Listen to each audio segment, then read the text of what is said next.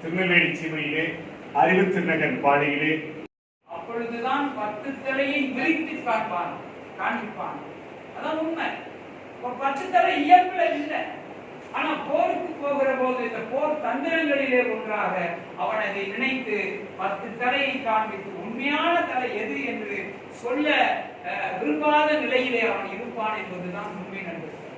நான் எதுக்கு சொல்றேன் அப்படின்னா, கேள்வி கேட்கிறது இன்னைக்கு இருக்கிற மாணவர்களுடைய ஒன்று. அது மட்டுமல்ல, இன்னைக்கு மாணவர்கள் நன்றாகவே சிந்திக்கிறார்கள், நிறைய சிந்திக்கிறாங்க.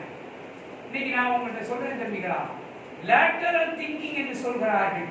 லேட்டரல் திங்கிங் என்றால் என்ன தெரியுமா? இன்னைக்கு வேலை கிடைக்கணுமா, உங்களுக்கு ஈஸியா வேலை கிடைக்கணுமா, உங்களுக்கு லேட்டரல் திங்கிங் இருந்தால் போதும் என்று சொல்கிறார். அப்படின்னா என்ன அர்த்தம்? லேட்டரல் திங்கிங் என்றால் என்னன்னா, beyond the syllabus, beyond the syllabus, சிலபஸை மட்டுமே படித்து அதை மட்டுமே பரீட்சைக்காக படித்து என்பது அல்ல. ஆனால் அதையும் தாண்டி என்று சொல்கிறோமே, அதை தெரிந்து கொள்ளுகிற மனப்பக்குவம் எந்த மாணவனுக்கு இருக்கிறதோ அந்த மாணவன் மற்றவர்களிலிருந்து வேறுபடுகிறான் என்பது மட்டுமல்ல, அவனுக்கு அதிகமாக சிந்திக்கிற திறனும் இருக்கும் என்று சொல்கிறார். ஆகவே நண்பர்களே, நான் உங்களை கேட்பதெல்லாம் ஒன்றே ஒன்றுதான், லேட்டரல் திங்கிங் என்று சொல்கிற அந்த திறமைகளை வளர்த்துக் கொள்ளுங்கள். அந்த திறமைகள் உங்களுக்கு நிறைய இருக்க வேண்டும். அப்படி இருக்கிற போது நீங்கள் மிகப்பெரிய நிலையினை அடையலாம் என்பதுதான் நண்பர்களே உண்மை. நீங்க யோசித்து பாருங்க, எளிதில் வருவதல்ல வெற்றி, எளிதில் வருவதல்ல வெற்றி. 500 கிராம் தேன் எடுப்பதற்காக ஒரு மிகப்பெரிய தேனீக்கள் கூட்டம் எங்க போகுது? 500 மைல்களை தாண்டி 20 லட்சம் பூக்களிலே அமர்ந்துதான் தேனை உறிஞ்சி 500 கிராம் தேனை நமக்கு தருகிறது. யோசித்து பாருங்க, யோசித்து பாருங்க. குழு, ஒரு பெரிய குழு எப்படி போகுது? 500 மைல்கள் பயணம் செய்கிறது, 20 லட்சம் பூக்களிலே அமர்ந்து தன்னுடைய தேனை எடுத்து நமக்கு தருகிறது என்றால் எவ்வளவு பெரிய கடின உழைப்பு, எவ்வளவு பெரிய குழு ஒற்றுமை. யோசிச்சு பாருங்க. இவளையெல்லாம் பார்க்கிற போது மகிழ்ச்சியாக இருக்கு. ஒரு தடவை அந்த 5 விரல்கள் இடையில சண்டை வந்துச்சான். இந்த விரல் என்ன சொல்லிச்சா, உங்களை என்னெல்லாம் அவங்களால ஒன்றும் பண்ண முடியாது, நான் தான் பெரிய ஆள். இந்த விரல் சொல்லியிருக்கு. இந்த விரல் சிரிச்சுக்கிட்டே சொல்லிச்சா, உங்களுக்கு விலாசம் தர்றதே நான் தான், இந்தா புறம்பர், இந்தா நிக்கிறம்பர், நான் தான் பெரிய ஆள். இந்த விரல் சொல்லியிருக்கு. இந்த விரல் சிரிச்சுட்டே சொல்லிச்சான், நட்டமணி பாட்டி பாரு, யாரு பெரிய ஆள் பார்த்துருவோம், நான் தான் பெரிய ஆள். இந்த விரல் சிரிச்சுக்கிட்டே சொல்லிச்சான், நீங்களாம் வெங்கம் பயிலுங்க, நீங்களாம் வெங்கம் பயிலுங்க, உங்கள்கிட்ட ஒன்றுமே இருக்காது, தங்கமோ வெள்ளியோ பித்தளையோ வைடூரியமோ இன்னைக்கு சொல்லப்படுகிற பிளாட்டினமோ எல்லாம் என்கிட்ட தான் இருக்கும், நான் தான் பெரியார். இந்த விரல் சிரிச்சுக்கிட்டே கடைசியில் இந்த விரல் சொல்லிச்சான், எங்க போய் நின்னாலும் உங்களுக்கு முன்னாடி இருக்கிறவன் நான். ஒரு மங்களகரமான இடத்திலே போய் நின்றுக்கிட்டு வாங்க வாங்கன்னும் போது உங்களுக்கு முன்னால் நான் இருக்கிறேன். ஆலயங்களிலே அல்லது தர்காக்களிலே தொழுகை செய்கிற போது, சாமி எல்லாரையும் காப்பாற்றுன்னு சொல்கிற போது உங்களுக்கு முன்னால் நான் இருக்கிறேன் என்று இந்த விரல் சொல்லியலாம். நண்பர்களே, நீங்க யோசித்து பாருங்கள். உடுக்கை இழந்தவன் கை போல, அருமையா 5 விரல்களும் இணைந்து வருகிறது பாருங்க. அதுதான் அப்படிப்பட்ட நிலையிலே நீங்கள் நின்று கொண்டு மிகப்பெரிய வெற்றியை சுவைத்து இருக்கிறீர்கள் என்பதில் எனக்கு பெரிய பெரிய ஒரு அருமையான மகிழ்ச்சி இருக்கிறது. இப்படி இருக்கிற ஒரு கோயில் கிளாஸ், ஒரு வாத்தியார் ஸ்கோர் எடுக்கிறாங்க, நிறைய ரிசல்ட் நல்லா வருது அப்படின்னும் போது அச்சாமா இருக்க ஒரு கேள்வி, சார் உங்களுக்கு ஒரு கேள்வி கேட்க போறேன் சார். நான் பயந்துட்டேன். ஏன்னா அதுக்கு கேள்வி கேட்டு தான் பழக்கம், பதில் சொல்லி பழக்கம் இருந்தாலும் சொல்றா அப்படின்னு ஒரு கேள்வி அடிச்சான். சார் கல்விக்கு கடவுள் யாரு சார் கேட்டேன். நான் என்ன சரஸ்வதி அப்படின்னு. சார் சரஸ்வதி பொம்பளை சாமியா இருக்கு சார், பொம்பளை சாமி பொம்பளை பேருக்கு மாறி போடுமா சார்? ஒண்ணு வேணாம், விநாயகரை மட்டும் கல்விக்கு கடவுளா மாத்திருக்கேன். அடுத்த வருஷத்துல இருந்து பாருங்க யாரு கிளப்புறான்னு பாருங்க சார், நாம பயங்கரமா மாறிடுச்சு சார் அப்படின்னு.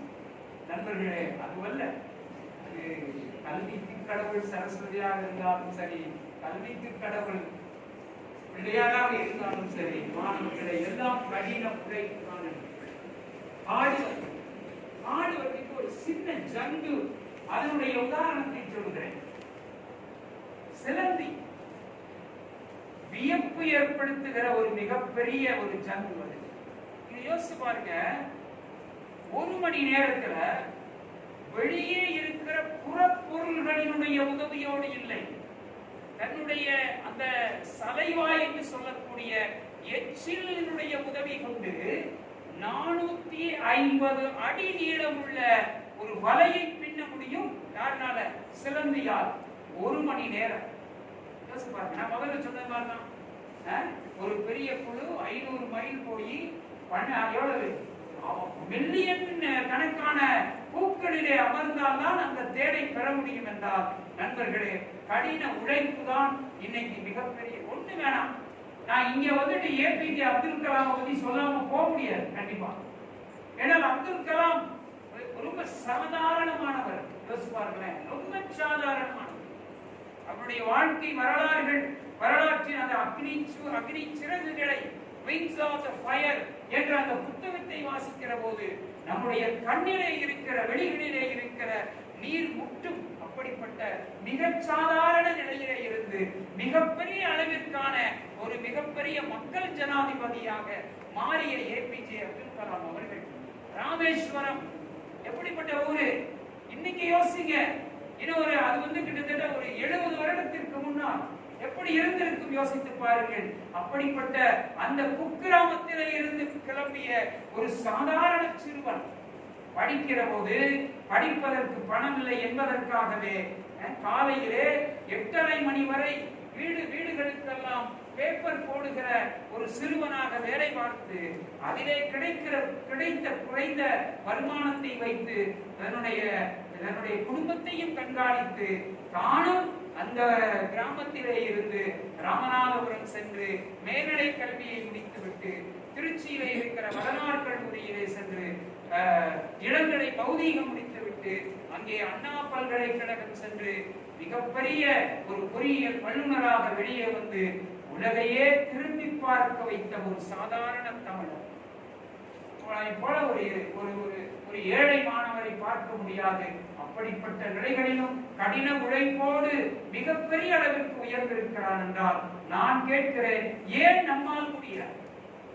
ஏன் உங்களால் முடியாது? நண்பர்களே, இன்று நான் சொல்கிறேன், நான் என்னை பற்றி கூட உங்களோடு நான் பகிர்ந்து கொள்வதிலே நான்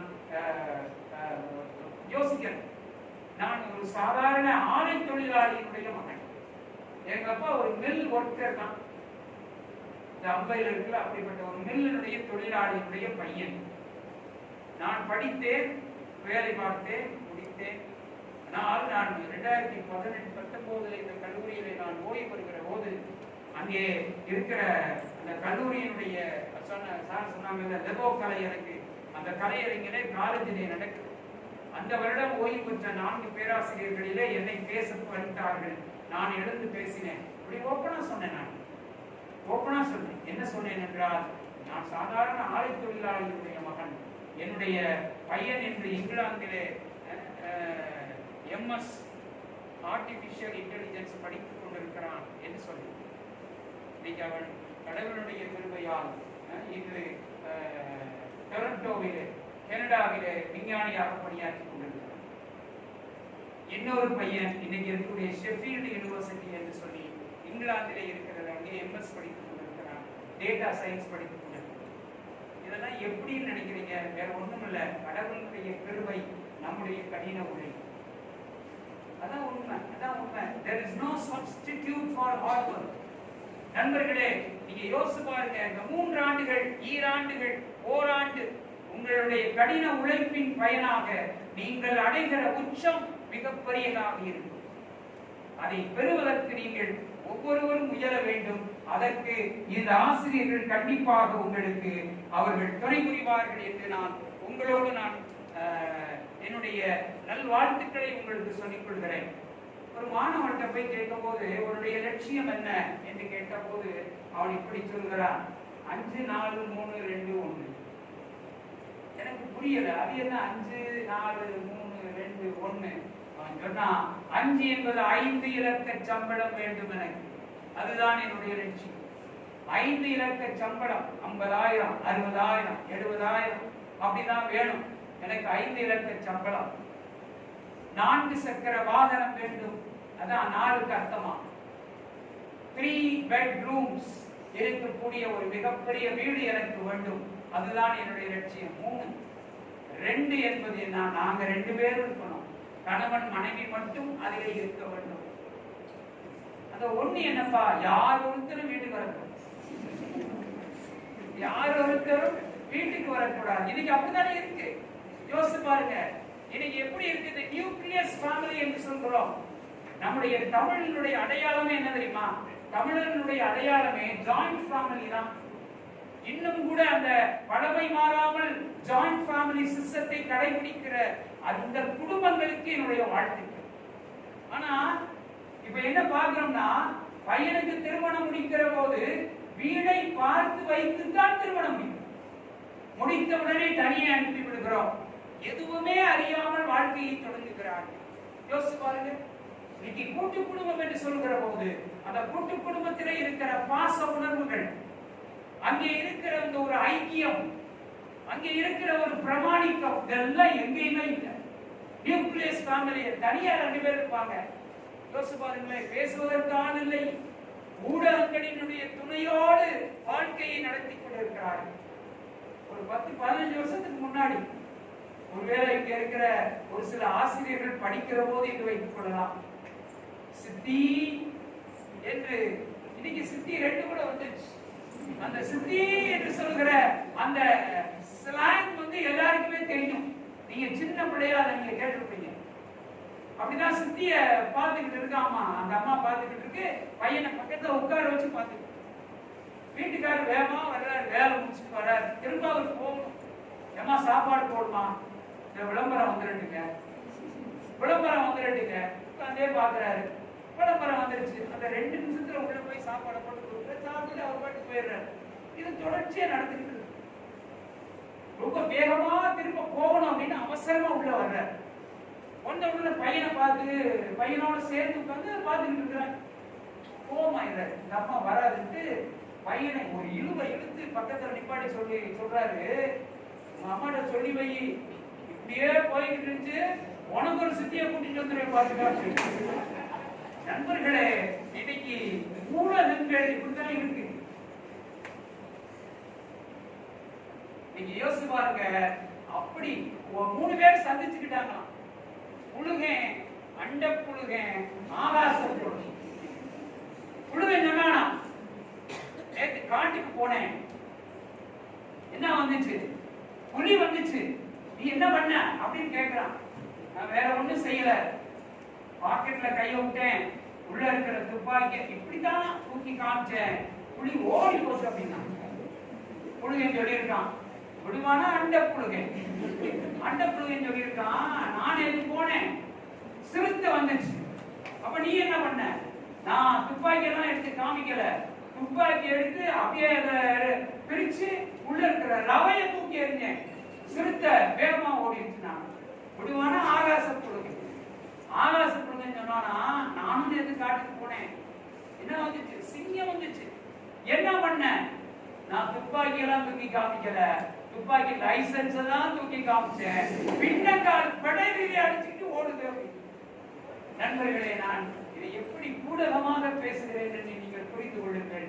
இன்று இருக்கிற ஊடகங்கள், அது பிரிண்ட் மீடியாவாக இருந்தாலும் சரி, விஷுவல் மீடியாவாக இருந்தாலும் சரி, அது சிறந்த முறையிலே வழிநடத்துகிறதா என்று பார்த்தால் இல்லை இல்லவே இல்லை என்பதுதான் உண்மை.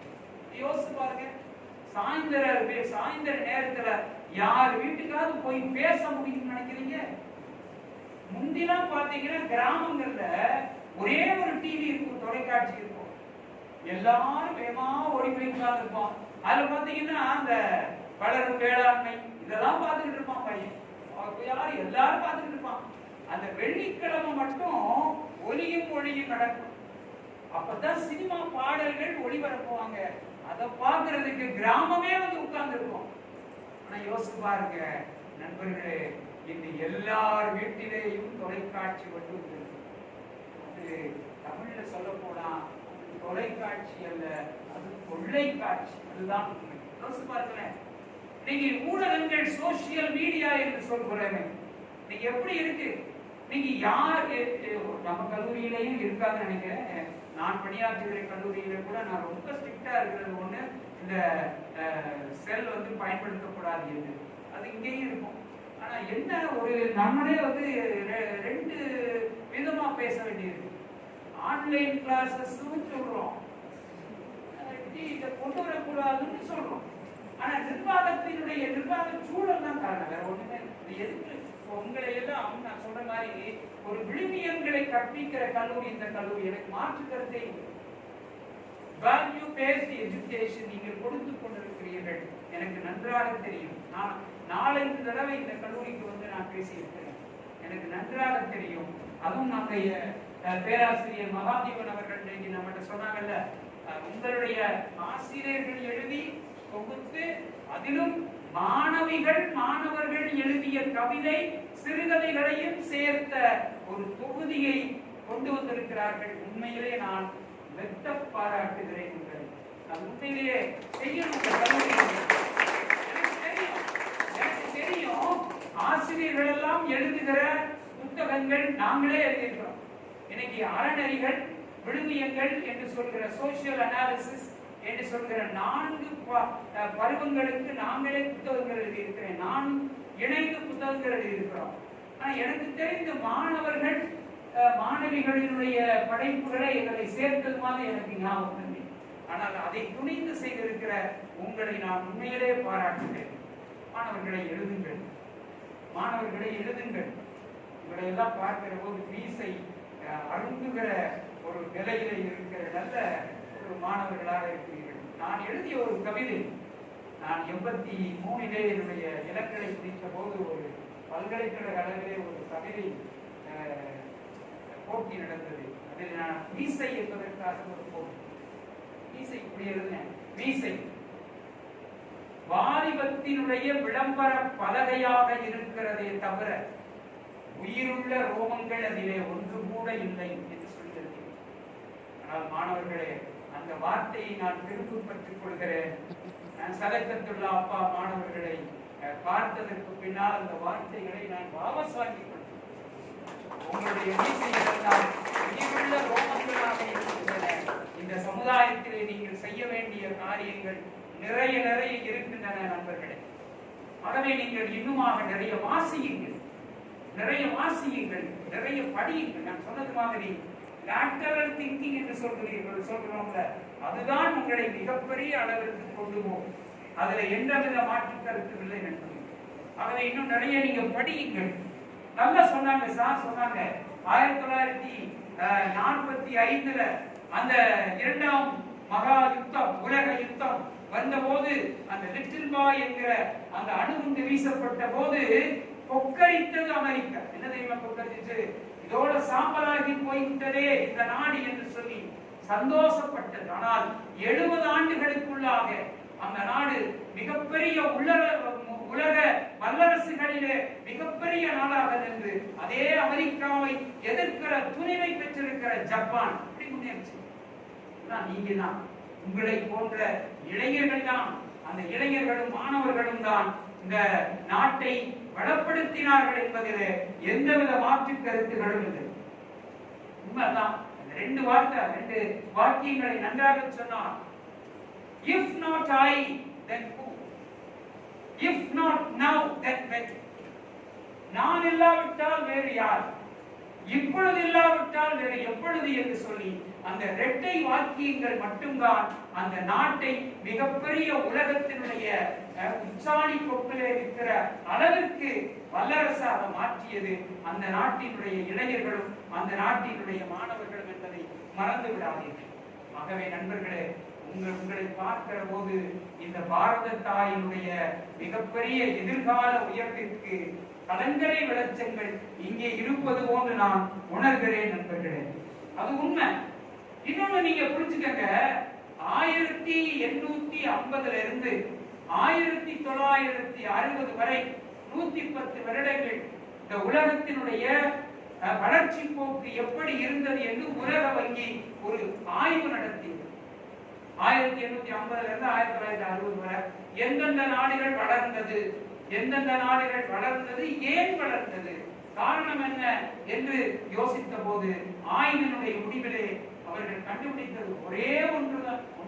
என்ன தெரியுமா? எந்த நாடு கல்விக்கு அதிகமாக நிதியை ஒதுக்கி செலவழிக்கிறதோ அந்த நாடு மட்டும்தான் வளர்ந்த நாடாக இருந்தது. அதுதான் உலக வரலாறு என்று அந்த உலக வங்கி அறிக்கையை சமர்ப்பித்தது. நண்பர்களே, நான் இன்று உங்களிடம் சொல்கிறேன், நீங்கள் உங்கள் பெற்றோர்களுக்கு நம்பிக்கை நட்சத்திரங்களாக இருக்க வேண்டும். இந்த கல்லூரிக்கு நீங்கள் நம்பிக்கை நட்சத்திரங்களாக இருக்க வேண்டும். என்னுடைய தந்தை போல, என்னுடைய பெற்றோர்கள் போல உங்களிலே பலர் இருக்கலாம். மிகவும் ஏழைகளாக, விவசாயிகளாக, தினக்கூலிகளாக கண்டிப்பாக இருக்கலாம். நண்பர்களே, இப்படியே போகாது. ஒரு ரகசியத்தை சொல்றேன், நான் ரகசியத்தை சொல்றேன், உலக ரகசியத்தை சொல்கிறேன், வாழ்வியல் ரகசியத்தை சொல்கிறேன். பேச்சாளர் ரகசியத்தை கூட மைக் போட்டுதான் சொல்வார், தனியாக சொல்ல மாட்டார். நான் சொல்லுகிறேன், 3 தலைமுறை வாழ்ந்தவனும் இல்லை, 3 தலைமுறை அழிந்தவனும் இல்லை. நண்பர்களே, அதுதான் உலக வழக்கம். 3 தலைமுறை வாழ்ந்தவன் இல்லைன்னா என்ன அர்த்தம்? அப்பா பெரிய ஆளு, மகனும் பெரிய ஆளு, அடுத்த மகனும் பெரிய ஆளு, அப்புறம் யாருன்னு தெரியாது. ராஜராஜ சோழன் யோசிச்சு பாருங்க, அந்த தஞ்சை நகரத்தையே அண்ணாந்து பார்க்கக்கூடிய அளவிற்கு 1000 ஆண்டுகளுக்கும் குறையாத வரலாறு உடைய அதை கட்டியவர் யார்? ராஜராஜ சோழன். அவருடைய மகன் ராஜேந்திர சோழன் எப்படிப்பட்டவர்? இந்தியா தாண்டி மலேசியா, இந்தோனேஷியா சென்று மிகப்பெரிய வெற்றிகளை பெற்றவர் ராஜேந்திர சோழன். யோசிச்சு பாருங்க, ராஜேந்திர சோழனுடைய பையன் யாரு? யாருக்கும் தெரியும். அவர் பெயர் என்ன சொல்கிறார்கள்? ராஜ சோழன் என்று சொல்றாங்க. சொல்றதுனாலதான் நமக்கு தெரியுது. 3 தலைமுறை. நீங்க யோசிச்சு பாருங்க, யாரை எடுத்துக்கொண்டாலும் சரி, நீங்க யோசிச்சு பாருங்க, பாரதி ராஜாவை எடுத்துக்கொள்ளுங்க. பாரதி ராஜா போன்று ஒரு திரைப்பட இயக்குனரை நாம் பார்க்க முடியுமா? ஒரு செட்டுக்குள்ளேயே வந்து திரைப்படங்களை உருவாக்கி இருந்த அந்த காலத்தை மாற்றி கிராமத்து காட்சிகளையே தன்னுடைய கதை களனாக நிறுத்திய ஒரு மிகப்பெரிய டைரக்டர் தான் யாரு? பாரதி ராஜா. நிறைய வெற்றி படங்கள் அவர் அறிமுகப்படுத்திய புதுமுகங்கள் எல்லாமே தமிழ் திரையுலகை கட்டி ஆண்டார்கள். அதான் உண்மை. ஆனால் அவர் மகன் மனோஜ் முட்டி பார்க்கிறாரே, முடியலையே. ஏன்? நண்பர்களே, இதை புரிந்து கொள்ளுங்கள். 3 தலைமுறைக்கு வாழ்ந்தவனும் இல்லை, 3 தலைமுறைக்கு அழிந்தவனும் இல்லை. நண்பர்கள், நம்முடைய பெற்றோர்கள் கையெழுத்து போட தெரியாதவர்களாக இருக்கலாம், நம்முடைய பெற்றோர்கள் விவசாயிகளாக இருக்கலாம். நண்பர்களே, காலம் உங்களுக்கு நல்ல பதிலை சொல்வதற்கு காத்திருக்கிறது. அதுதான் முக்கியம். எந்த கவலையும் படாதீர்கள். நன்றாக மட்டும் படியுங்கள், நன்றாக மட்டும் உங்களுடைய கடமைகளை செய்யுங்கள். இது நடந்தது நன்றாகவே நடந்தது, நடப்பதும் நன்றாகவே நடக்கும் என்ற நேர்மறை சிந்தனைகளை உங்களுடைய வாழ்க்கையின் விலாசமாக மாற்றிக் கொள்ளுங்கள். அதுதான் உங்களுடைய வளர்ச்சியினுடைய அத்தாட்சியாக இருக்கும் என்பதை நான் உங்களோடு பகிர்ந்து கொள்கிறேன். நண்பர்களே, நிறைய பேச ஆசைதான். உங்களுக்கு இதை கேள்விப்பட்டிருப்பீங்க, இந்த முயல் கதை, முயல் ஆமை, அந்த கதையை பத்தி கேள்விப்பட்டிருப்பீங்க. நம்ம படிச்சதுதான் என்ன, முயலும் ஆமையும் போட்டியிலே கலந்து கொண்டன. 100 மீட்டர் ஓட வேண்டும். முயல் வேகமாக ஓடுகிறது. அப்புறம் 50 மீட்டர் போன உடனே அங்க திரும்பி பார்க்குது, ஐயோ எங்கேயோ வருது, இது என்னைக்கு வர அப்படின்னு கொஞ்சம் கண்ணை ஏறுகிறது. ஆமை என்ன பண்ணுது, வேகமா போயிடுது. அப்ப ஆமை வெற்றி பெறுகிறது. அடுத்த நாள் பாத்தீங்கன்னா அதே போட்டி, அந்த போட்டியில ஏற்கனவே முயல் அனுபவம் பெற்றது. ஒரே வேகத்துல ஓடி போய் பிடிச்சிருச்சு. நண்பர்களே, முயலும் வெற்றி பெறலாம், ஆமையும் வெற்றி பெறலாம். ஆனால் முயலாமை வெற்றி பெற, நண்பர்களே, முயலாமை என்னைக்குமே வெற்றி பெறாது. ஆகவே நான் வந்தமே சார்ட்டு சொன்னேன், ரொம்ப ஆக்டிவா இருக்கீங்க சார் அப்படின்னு. எனக்கு முகநூல்ல ரொம்ப ஆக்டிவாக இருக்கிறவர் மகாதேவன். அதே மாதிரி நெல்லையில இன்னொரு ஆசிரியரையும் நான் சொன்னேன், இயங்க வேண்டும், இயங்கிக் கொண்டிருக்க வேண்டும். அந்த இயங்குதல் தான் மற்றவர்களிடமிருந்து நம்மை வேறுபடுத்தும், வித்தியாசப்படுத்தும். நண்பர்கள், நிறைய படியுங்கள். திரும்ப நான் சொல்றேன், படியுங்கள். அது படித்தீர்கள் என்றால் மிகப்பெரிய அளவிற்கு நீங்கள் உயர்வு பெறலாம். ஒரு கேள்வி உங்ககிட்ட கேட்கிறேன், திறமை முக்கியமா, அறிவு முக்கியமா? திறமை முக்கியமா, அறிவு முக்கியமா? திறமை கொஞ்சம் கை தூக்குங்க. திறமை தான் முக்கியம்.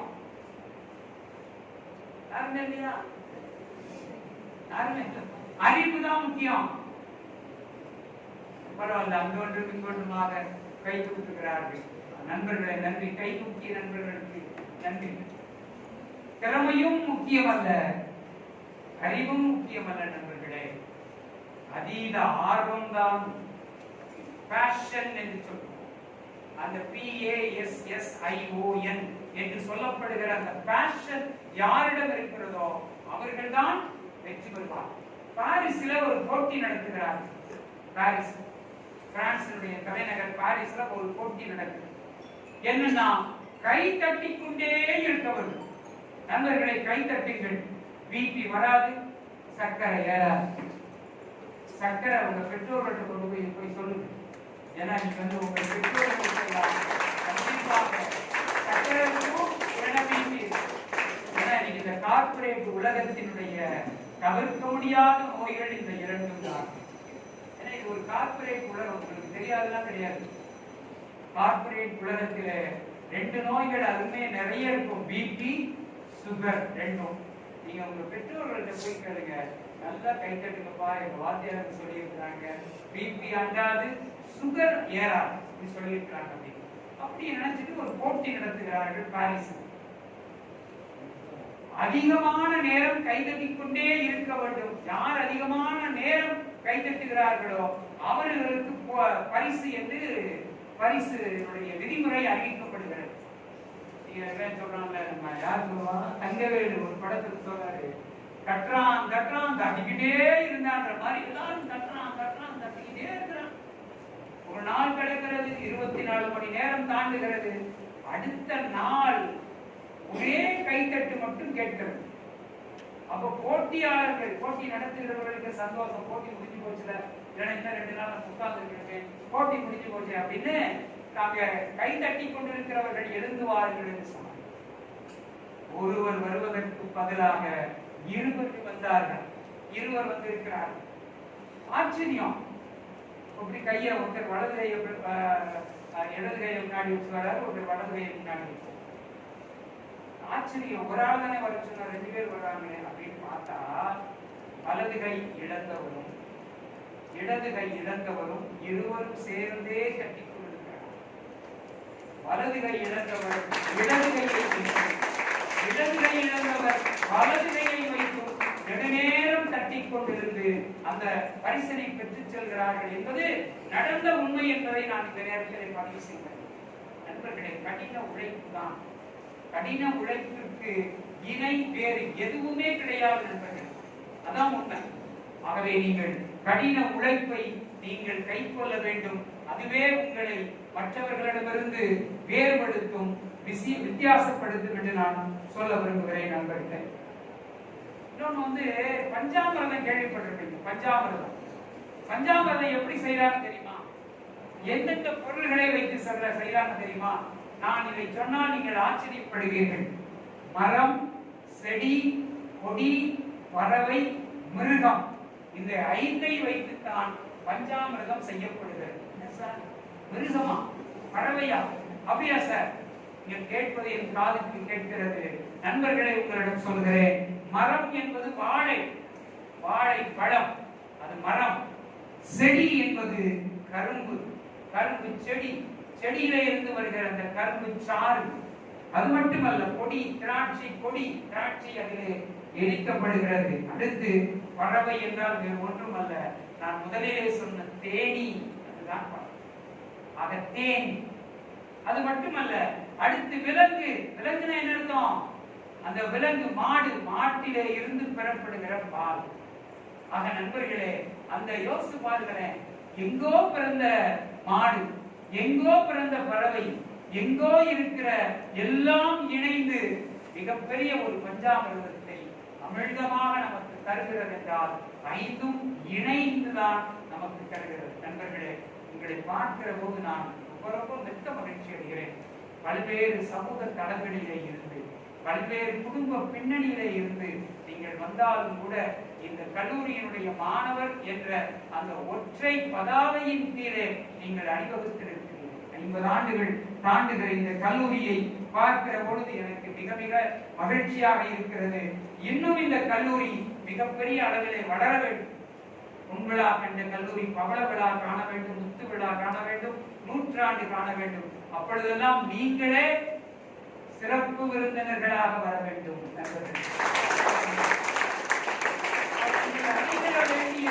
உயரம், மிகப்பெரிய உயரம் ஒண்ணுமே கிடையாது. யோசிச்சு பாருங்க. அந்த சார் சொன்னாங்கல்ல, இமயமலையை நிலவு வச்சுக்கணும். இமயமலை கூட விட்டுருவோம். நிலவில கால் பதித்தவன் ஆம்ஸ்டாங் என்று சொல்றோம். மிகப்பெரிய தூரத்தை கடந்தவர்கள் எப்படி கடப்பார்கள் நினைக்கிறீங்க? சிறு சிறு அடிகள் வைத்துத்தான் கடக்கிறார்கள் நினைக்கிறேன். ஆக சிறு அடிகள் வைத்தாலும் கூட தொடர்ச்சியான அடிகள் இருக்குமே ஆனால் மிகப்பெரிய பாதையை உங்களால் கடக்க முடியும். அப்படிப்பட்ட திறனும் அசாத்திய துணிச்சலும் உங்களுக்கு இருக்கிறது என்பதை நான் நன்றாகவே அறிவேன். இளரத்தம் பல நேரங்களில் சொல்லுவாங்க, இளங்கன்று பயமறியாது என்று சொல்லுவாங்க. நாம கூட பயப்படுவோம். நாங்களாம் 60 தாண்டியவர்கள். சாரெல்லாம் 45 அந்த வயதில் இருப்பார்கள். நாங்கள்லாம் 60 தாண்டியவர்கள். ஆனால் நீங்களோ எனக்கு பிள்ளைகள் வயது ஒத்தவர்கள். நீங்கள் இளங்கன்று பயமறியாது என்று சொல்வது போல மிகப்பெரிய ஆற்றலும் துணிச்சலும் உள்ளவர்களாக இருப்பீர்கள். அது மட்டுமல்ல, அறிவு விளக்கை இந்த கல்லூரி உங்களுக்கு தந்திருக்கிறது. இதை நீங்கள் எடுத்துச் செல்கிற போது உலகிலே எந்த தளத்திலே இருந்தால் நீங்கள் மிகப்பெரிய உயர்வை அடைவீர்கள் என்று சொல்லி, தமிழ் படித்தால் அது பெரிய இதெல்லாம் கிடையாது. தமிழ் படித்தால் உயர்வு இருக்கிறது என்பது இன்னைக்கு அரசும் நமக்கு கட்டியம் கூறிக்கொண்டிருக்கிறது. அப்படிப்பட்ட நிலை இன்னும் ஒரு 3 வருஷம் நீங்க வெளியே போகிற போது இன்னுமாக தமிழ் படித்தவர்களுக்கு ஏராளமான அரசு சலுகைகளும் கடன் உதவிகளும் இந்த அரசு தருவதற்கு தயாராக இருக்கும். அப்படிப்பட்ட நிலை உருவாகும். அந்த நிலையிலே நீங்கள் எல்லாம் உயர்ந்தவர்களாக, உச்சாணி கொப்பரை நிற்பவர்களாக கண்டிப்பாக நீங்கள் வருவீர்கள். அதற்கு இந்த ஆசிரியர்களுடைய தொடர் ஊக்கங்கள் உங்களை இன்னும் முன்னே உங்களை தள்ளிக் கொண்டிருக்கும் என்ற வார்த்தைகளை சொல்லி அருமையான வாய்ப்பினை எனக்கு உருவாக்கி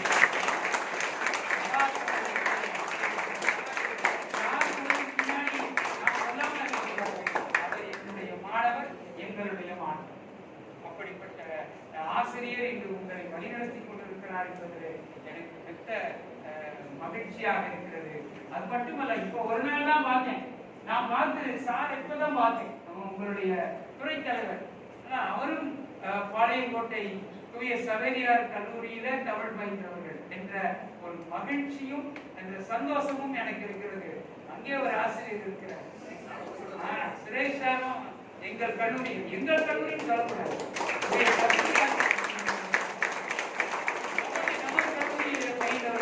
தமிழ் பயின்றவர்கள் உலகை ஆழ்வார்கள், அதில் எந்த மாற்று கருத்தும் இல்லை. ஆகவே நண்பர்களே, நன்றாக படியுங்கள், நல்ல உணர்வோடு படியுங்கள். எந்தவித ஒரு எண்ணத்துக்கு இப்படியா அப்படிலாம் நினைத்து பார்க்காதீர்கள். மிகப்பெரிய செல்ஃப் கான்பிடன்ஸ் என்கிற அந்த சுய நம்பிக்கையை நீங்கள் கைக்கொள்வீர்கள் என்றால் கண்டிப்பாக இந்த கல்லூரி உங்களை உயரத்திலே ஏற்றிவிடும். நீங்களும் உங்களுடைய பெற்றோர்களுக்கு நல்ல பிள்ளைகளாக, அவர்களையும் உயர்த்தி விடுகிற மிகப்பெரிய ஊட்டிகளாக, பெரிய ஊட்டிகளாக மாறுவீர்கள் என்று உங்களை எல்லாம் வாழ்த்தி, உங்களை வழிநடத்துகிற இங்கே இருக்கிற எல்லா ஆசிரியர்களுக்கும் என்னுடைய பாராட்டுதல்களையும் நன்றிகளையும் சொல்லி, இந்த கல்லூரியை வழிநடத்தி கொண்டிருக்கிற முதல்வர் அவர்கள், துணை முதல்வர் அவர்களுக்கும் நன்றியை சொல்லி வாய்ப்புக்கு நன்றி கூறி விடைபெறுகிறேன். நன்றி.